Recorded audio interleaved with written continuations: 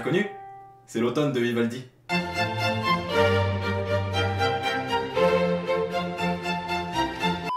Techniquement, en tant que fan d'anime que vous êtes, vous avez sûrement dû compter le nombre de dodos restants avant l'automne. Moi, c'est ce que j'ai fait. Bah ouais, parce que revenons 365 jours en arrière. En octobre 2021, lorsque j'ai appris que Bleach serait de retour un an plus tard. J'étais si heureux de voir l'œuvre que j'avais tant admirée revenir après tout ce temps, que j'avais qu'une seule envie, c'était de me téléporter dans le futur. Sauf que les machines à voyager dans le temps, bah ça n'existe pas encore. Alors j'ai pris mon mal en patience.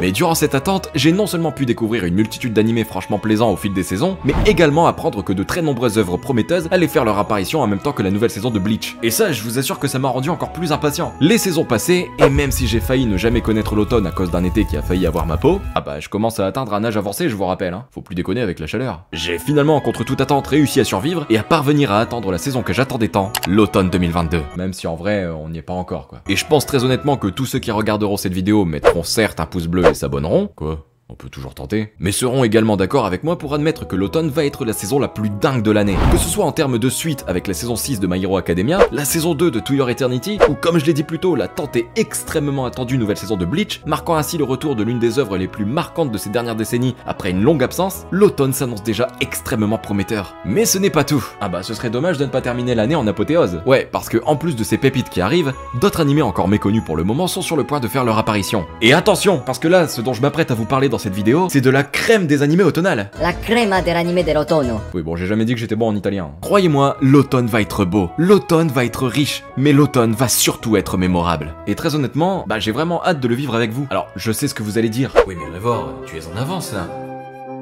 Ceci étant dit, tu es le meilleur youtubeur qui existe, et je vais de ce pas te recommander à tous mes amis et à ma famille pour qu'ils s'abonnent à ta chaîne et ainsi atteindre les 30 000 abonnés. Si, c'est ce que vous direz. C'est vrai qu'en général, j'attends qu'il reste une semaine, voire 2 grands maximum, avant de tourner ce genre de vidéo. Mais là, honnêtement, je pouvais plus attendre. J'avais une envie folle de démarrer cette saison avec vous, de vivre toutes ces annonces de fou avec vous. Parce que oui, vivre une telle saison, ma préférée qui plus est, hein, je vous le rappelle, avec vous, bah je pouvais pas espérer mieux. Bon, ça c'est gratuit. Et du coup, abonnez-vous. Bref, sans plus tarder, partons ensemble à la découverte de ce qui nous attend cette saison, en parcourant les 12 animés à ne pas manquer pour l'automne 2022.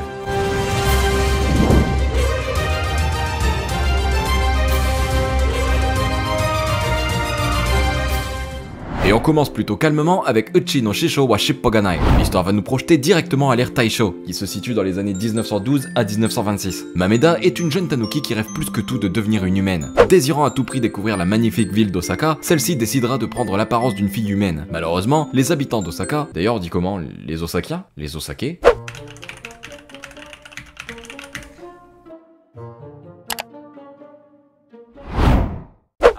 Quoi, je dis pas que des conneries. C'était un coup de bol. Découvriront tout de suite la véritable identité de Mameda. Et parmi eux, une femme confrontera la jeune fille très cruellement en lui ordonnant de retourner d'où elle vient. Mais cette femme, qui s'appelle en réalité Bunko, s'avère être, elle aussi, une créature surnaturelle qui s'est transformée en conteuse de Rakugo. Le Rakugo, c'est une sorte de one-man show japonais des temps anciens. C'est des histoires qui se terminent avec une chute drôle, quoi. Par exemple, Kev Adams n'est pas un conteur de Rakugo. Mameda, impressionné par Bunko et sa capacité à se mêler aux humains sans être reconnue, la suppliera alors afin que cette dernière lui apprenne à se comporter comme une réelle humaine.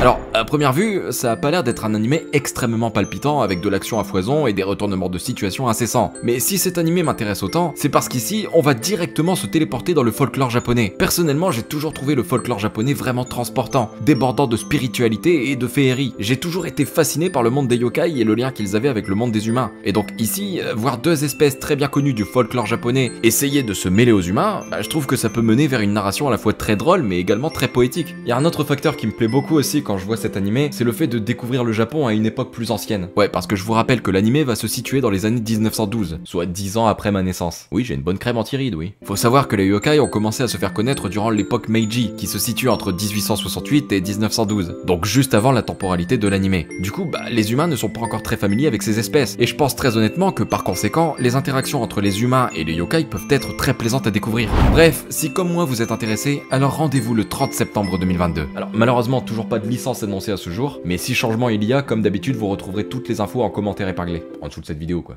On continue avec Urusei Yatsura. Au niveau de l'histoire, on va suivre Ataru Moroboshi, un dragueur invétéré plutôt considéré comme quelqu'un de très lourd plutôt qu'un véritable séducteur. Je sens que je vais pas avoir de mal à m'identifier à ce personnage moi. Un jour, alors que la vie suivait son cours, une invasion extraterrestre survint, menaçant ainsi l'humanité de disparaître. afin de sauver les terriens, un défi sera lancé à Ataru. En effet, le garçon devra attraper les cornes de Lume, l'une des extraterrestres. Contre toute attente, celui-ci parviendra à surmonter ce défi et rendra par la même occasion la jeune extraterrestre complètement folle de lui. Personnellement, si je l'ai ajouté à cette liste, c'est parce que d'une part, les extraterrestres, ça me fascine. Ah, je vous promets, dès que je vois une boule lumineuse dans le ciel, je suis là en mode oh mon dieu, un ovni! Alors que dans la plupart des cas, c'est juste un avion qui passe et je passe pour un con. Mais aussi et surtout parce que jusque maintenant, toutes les œuvres qui abordaient des thèmes plus ou moins similaires à Urusei Yatsura m'ont toujours plu. Je pense par exemple à Arakawa Under the Bridge, Hinamatsuri ou encore Anonatsu de Matteru. Tous m'avaient provoqué de bons sentiments et m'avaient fait passer de très agréables moments. Je suis donc persuadé que ça sera également le cas pour Urusei Yatsura. Bon, et puis d'après ce que j'ai vu, il y a l'air d'avoir eu pas mal de films sur l'anime avant d'entreprendre un remake. Donc en soi, c'est que l'histoire a plu à beaucoup de monde. Enfin, j'imagine. Bref, pour les intéressés, l'anime sera disponible en octobre 2022. Pour l'heure, on n'a ni le jour ni la licence, mais encore une fois, je les ajouterai en commentaire dès que les informations seront communiquées. On passe ensuite à Akoyako Reijo nano de Lastobaso Kattemimashita. L'histoire se centre sur une jeune fille malade qui a passé la majeure partie de sa vie dans une chambre d'hôpital à jouer à des otome games pour passer le temps. Un jour, celle-ci se retrouve par hasard réincarnée dans le corps de Irene Lorraine d'Autriche, l'un des personnages principaux de son jeu favori, mais pas des moindres car il s'agit de la méchante de l'histoire.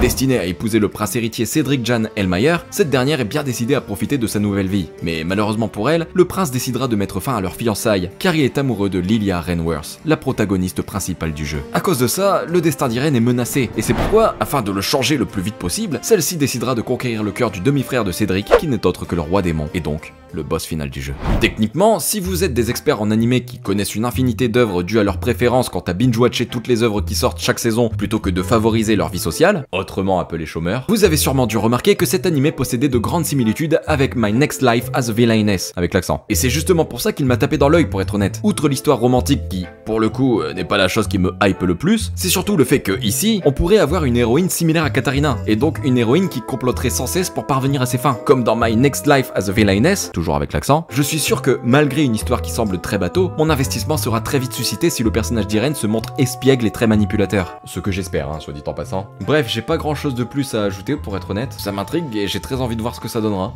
Voilà. L'anime est prévu pour le 1er octobre 2022 sur Crunchyroll. On passe maintenant à l'une de mes plus grosses attentes de cette saison, Si Denshi. L'histoire suit celle de Kimi, une jeune femme qui vient tout juste d'emménager dans une maison très modeste située dans la ville de Kurosaki. Possédant désormais sa propre demeure, Kimi est bien décidée à commencer sa nouvelle vie sur de bonnes bases. Cependant, celle-ci était loin, même très loin, d'imaginer que son quotidien tournerait au cauchemar. En effet, depuis que la jeune fille a emménagé, elle est témoin d'événements surnaturels effrayants et même parfois très menaçants. Une seule question lui vient alors en tête. Quel terrible secret cache la maison qu'elle vient tout juste d'acquérir? Je vous l'ai sûrement jamais dit, mais j'adore les films d'horreur. Non mais vraiment, j'adore ça. Et encore plus durant la saison d'Halloween. Ah, je vous promets, chaque année, au mois d'octobre, je me fais un film d'horreur par jour, et ce jusqu'au 31. En gros, c'est une sorte de calendrier de l'Avent, spécial film d'horreur, quoi. Bon, alors à la fin du mois, c'est limite si on m'enfile pas une camisole de force, hein. Mais outre ça, j'adore le fait de ressentir l'adrénaline monter quand on regarde un film d'horreur. Et là, pour une fois qu'on a un animé qui, à première vue, s'apparente à du Conjuring avec une maison hantée et divers éléments propres au film d'épouvante, bah je peux qu'apprécier en fait. Franchement, c'est si rare de voir un animé aborder ce sujet. Ou alors c'est souvent des séries d'anthologie mettant en scène des histoires courtes comme Yamashibai par exemple. Du coup, le fait d'avoir ici une vraie histoire centrée sur une personne et une maison hantée, bah ça suffit clairement à me hyper en fait. Oui, il m'en faut peu, oui. Qui plus est, je pense qu'il est important de signaler que l'animé est réalisé par deux pays qui savent manier l'horreur, le Japon et l'Amérique. Et je pense très honnêtement que la fusion de ces deux styles peut vraiment donner un truc très agréable à regarder. Enfin agréable, je sais pas si c'est le mot.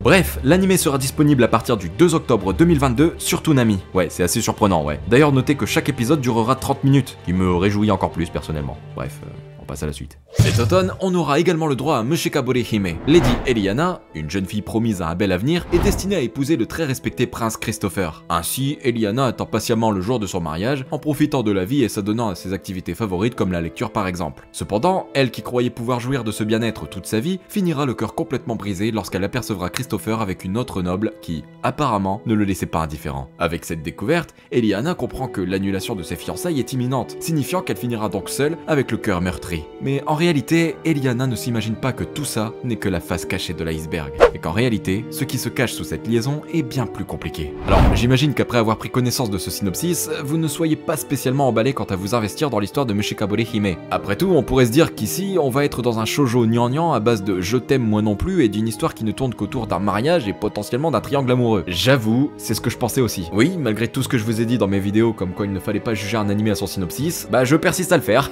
Allez-y, vous avez le droit de m'insulter. Ouais, enfin, allez-y doucement quand même. Alors, je vais pas vous mentir, j'ai fait des recherches sur le manga histoire de voir un peu de quoi l'anime pourrait parler, mais j'ai pratiquement rien trouvé. Tout ce que j'ai trouvé, c'est qu'en réalité, l'histoire pourrait être bien plus dramatique qu'il n'y paraît, et que ici, on pourrait avoir une intrigue très sérieuse. Très honnêtement, et vous le savez, je suis pas franchement intéressé par les romances en général. Non pas que je n'aime pas ça, c'est juste que j'arrive pas à m'y investir pleinement. J'ai tendance à m'ennuyer un peu. Mais par contre, quand il y a un drame qui est ajouté, alors là, ça peut me plaire. S'il y a une intrigue secondaire à la romance, mais tout aussi importante, voire même plus, alors je suis persuadé que je serai investi dans l'histoire. Et ici, j'ai clairement l'impression que ce sera le cas en fait. J'ai l'impression que, outre la tromperie de Christopher, on pourrait être surpris en apprenant que le prince posséderait plusieurs secrets inattendus, et peut-être même certains très sombres. Enfin, j'espère, sauf s'il nous cache des secrets à la 50 nuances degrés. Ah bah ça y est, j'ai des seules images en tête maintenant. Bref, du coup, pour tous ceux qui seront, comme moi, intrigués par l'anime, alors rendez-vous le 6 octobre 2022 pour découvrir ça. On continue avec Bocchi the Rock. L'histoire va nous emmener dans le quotidien de Goto Hitori, une lycéenne qui a un rêve, faire partie d'un groupe de musique. Pour ce faire, elle s'est mise à apprendre la guitare. Le problème, c'est qu'à cause de sa timidité, Hitori n'arrive pas à se faire d'amis, et par conséquent, ne parvient pas à trouver des personnes nourrissant le même intérêt qu'elle.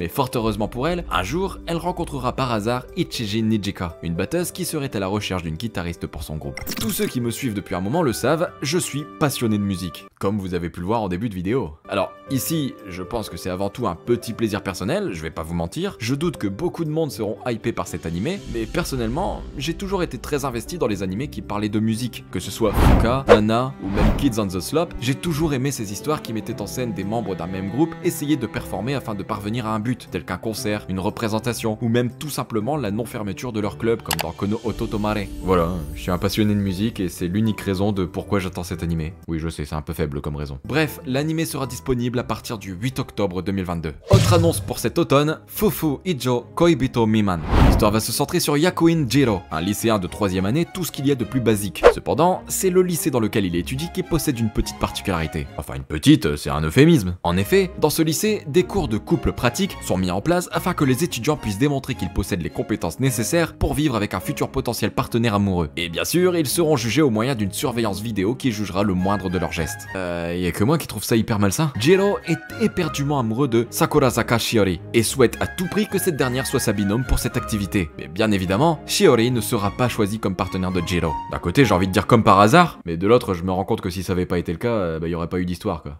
Merci Captain Obvious. C'est Watanabe Akari qui sera désignée comme sa partenaire, une fille qui se trouve être l'exact opposé de Jiro. Qui plus est, Akari, elle, souhaitait également se retrouver avec une autre personne, et cette personne était Tenjin Minami. Jiro et Akari tomberont encore de plus bas quand ils se rendront compte que Shiori et Minami, les deux personnes qu'elles convoitent tant donc, seront désignées pour être ensemble comme partenaires pour ce cours. Bien décidés à sortir rapidement de là pour se recentrer sur leur amour respectif, Jiro et Akari accepteront à contre-cœur de coopérer et de faire en sorte de terminer dans les 10 premiers du classement, et ainsi recevoir le droit d'échanger leurs partenaires si les deux couples sont d'accord. Bah c'est un casse-tête cet animé. Je vous jure, avec tous les noms et toutes les relations qu'on a là, j'ai cru qu'on était dans un épisode des Feux de l'amour. Bref, si j'ai ajouté cet animé à la liste, c'est parce que, selon moi, on pourrait ici avoir une sorte d'expérience sociale très instructive. Non seulement sur les relations humaines, forcer deux personnes à cohabiter malgré leurs différences, ça peut être extrêmement intéressant sur le plan psychologique. La première guerre mondiale, elle était en 1945.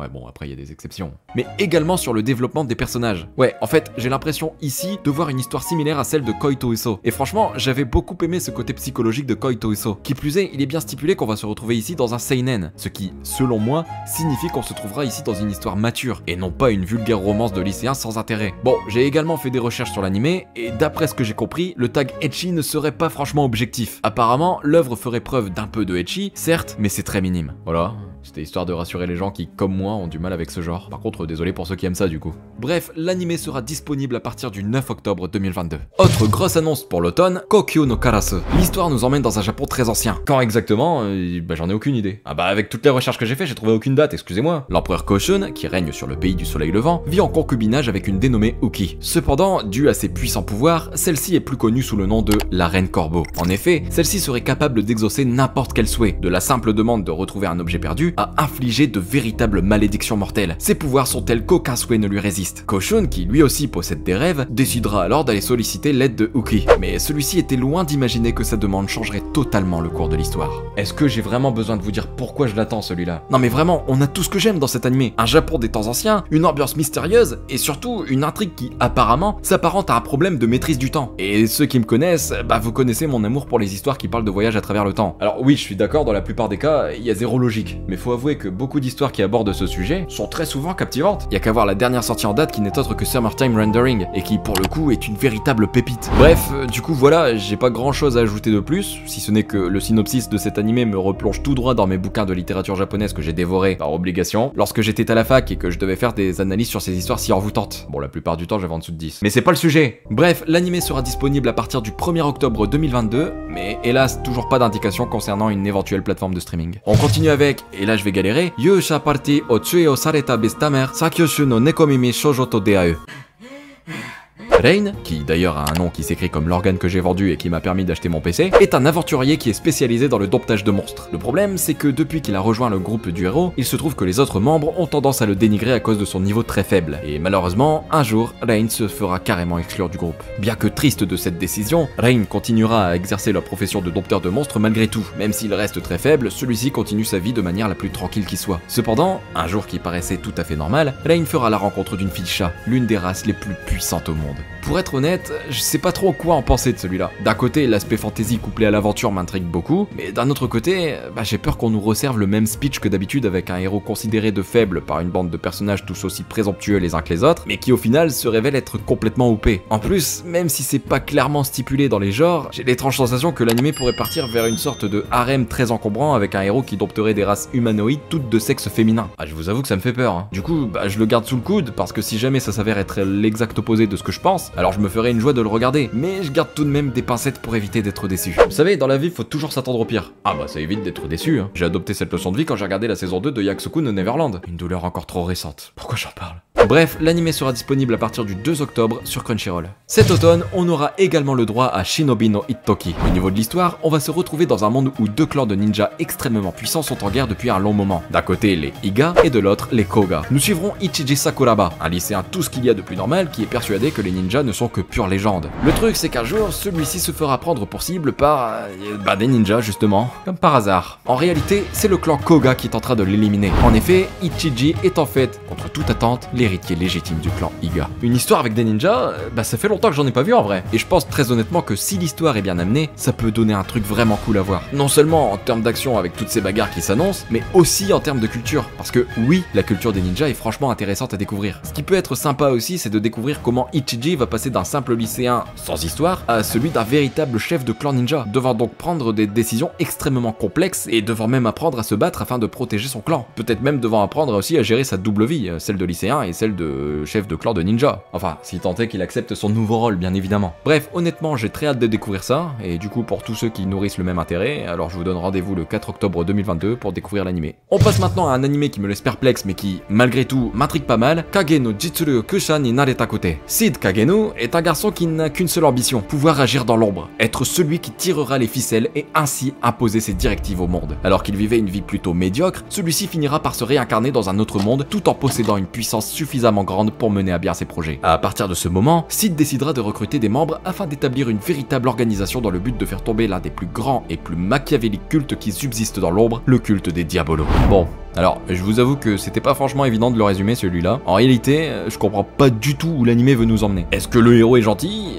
Est-ce qu'il est méchant ? Quel est son but ? En vrai, c'est hyper intriguant, mais également très inquiétant. Ouais, parce que d'une part, c'est incompréhensible le bousin là, et d'autre part, l'anime stipule bien qu'il va mettre en scène du ecchi et un harem. Oui, encore. Du coup, si les côtés ecchi et harem sont vraiment très prononcés, même si l'histoire est vraiment bonne, j'arriverai pas à m'y investir. Et franchement, ça m'embêterait de louper une œuvre potentiellement bonne à cause de ça. Peut-être que je me fais des idées après, hein. Du coup, rendez-vous le 5 octobre 2022 pour découvrir ça. Autre œuvre vraiment intrigante pour cette saison, Tensei Shitara Ken Deshita. L'histoire va suivre Fran, et non pas Miss Fran.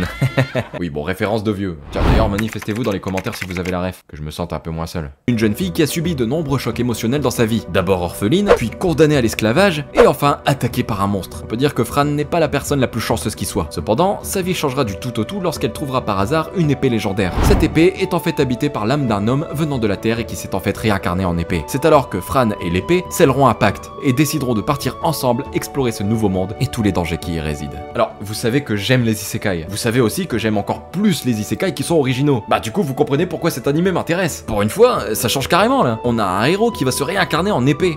Me dites pas que c'est pas original. Non, et puis en plus ça me plaît assez bien l'idée du duo entre une personne physique et une arme. Un peu à la Zero no Tsukaima quand Saito faisait équipe avec son épée qui parlait. Je sais plus son nom. Je trouvais ça hyper plaisant à suivre. Du coup bah ça me tente bien cette histoire. Je suis sûr qu'on peut avoir là une histoire riche en rebondissements et en comédie vraiment plaisante, sans oublier l'aspect dramatique qui a une petite importance aussi. Ah bah si, vu le passé de Fran, je pense pas qu'on va être là dans une histoire 100% joviale quoi. Bref, l'anime sera disponible à partir du 5 octobre 2022. On passe à une œuvre que, encore une fois, j'attends impatiemment. Ouais, j'en attends beaucoup, ouais. Seiken Densetsu Legend of Mana, The Teardrop Crystal. Bon, alors, au niveau du synopsis, bah ça va aller vite, hein, puisqu'il y en a pas. Ouais, bon, alors je le plus sois, hein, dit comme ça donne pas franchement envie. Mais en vrai, je vous assure que ça peut être une dinguerie. En réalité, pour tous ceux qui ne sont pas au courant, Seiken Densetsu, c'est une franchise de jeux vidéo. Alors, personnellement, je n'ai jamais fait cet opus, mais j'ai fait les précédents, notamment celui-ci, Secret of Mana. Et je vous jure que quand j'ai fini ce chef-d'œuvre, ma vie a changé. Ah, carrément, ouais. À l'époque, j'avais vécu une véritable aventure, au moyen d'une histoire franchement prenante et de personnages très attachants. C'était la première fois que, du haut de mes 6 voire 7 ans, j'étais autant investi dans un jeu vidéo, à tel point que quand je l'ai terminé, je ressentais un sentiment extrêmement particulier. Ah bah à l'époque on n'avait pas internet, hein. Quand j'ai fini le jeu, j'avais aucun moyen de me changer les idées pour ne pas déprimer. Du coup j'ai passé 3 semaines en position latérale de sécurité dans un coin de ma maison. Quel beau souvenir. Bref, je ne peux que vous conseiller et de faire le jeu, mais également de vous intéresser à l'anime, parce que je suis sûr qu'il pourrait en convaincre plus d'un. Personnellement j'ai extrêmement hâte. Du coup rendez-vous le 5 octobre 2022 pour découvrir ça. Avant-dernier animé de cette vidéo, et pas des moindres, puisqu'il s'agit de Blue Locks. L'histoire nous emmène dans le passé, lors de la Coupe du Monde de football 2018. À ce moment, le Japon, qui avait fait une prestation exemplaire, finit malheureusement par être éliminé en 8ème de finale. Par la Belgique, si je me souviens bien d'ailleurs. Ah, amis belges, vous avez pas été tendres, hein. Cette nouvelle défaite a été une sorte de déclic pour le Japon, qui,